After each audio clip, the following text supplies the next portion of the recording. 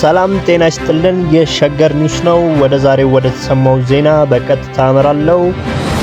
ጨለማን ተገን በማድረግ የተፈጸመው የማፍረስ ድርጊት በጽኑ እናወግዛለን ሲሉ የጠቅላይ ምክር ቤቱ እስልምና ጉዳዮች አሳውቋል።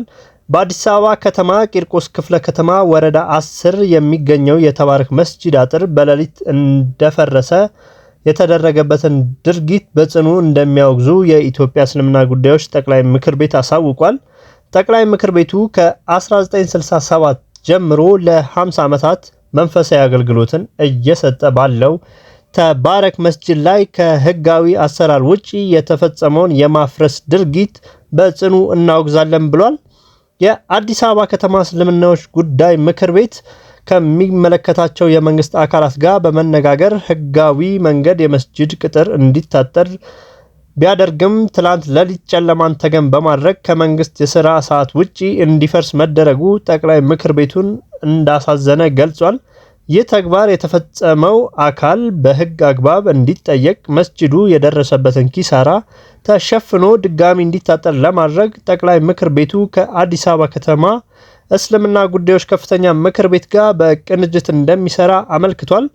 ጠቅላይ ምክር ቤቱ መስጂዶች የሙስሊሞች ቤት አምልኮ ብቻ ሳይሆኑ እንደ አይን ብሌናችን የምንጠብቃቸው መሰባሰቢያችን የልብ መርጊያቸው ጭምር በመሆናቸው ተመሳሳይ ድርጊቶች እንዳይፈጸሙ በዚህ አጋጣሚ እናሳስባለን ብሏል።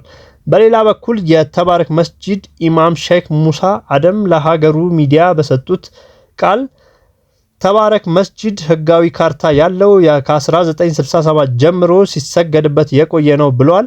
ሙስሊሙ ማህበረሰብ ባላወቀበት ሁኔታ በህጋዊ መልኩ የተሰራን የመስጂድ አጥር እና ታፔላ በውድቅት ሌሊት መጥቶ ማፍረስ ህገወጥ ተግባር ነው ሲሉ ገልጸዋል። ለሰላማችን ትልቅ አስተዋጽኦ እያበረከተ ባለ አካል በዚህ መልኩ በውድቅት ሌሊት የመስጂድ አጥር እና ታፔላ ማፍረስ በእጅጉ አሳዝኖናል ሲሉ አክለዋል። አሁን የሚመለከተው የመንግስት አካል ህዝበ ሙስሊሙ ላይ የተፈጸመውን ትልቅ በደል በመመልከት የመስጂዱን አጥርና ታፔላ ወደ ነበረበት እንዲመልስ የበኩላችንን አስተዋጽኦ እንዲወጣ ሲል ጥሪ አቅርበዋል። የነበረን አጭር ዜና ይህን ይመስላል። ተመሳሳይ እውነተኛ መረጃዎችን ለማግኘት ሰብስክራይብ ያድርጉ፣ ቤተሰብ ይሁኑ።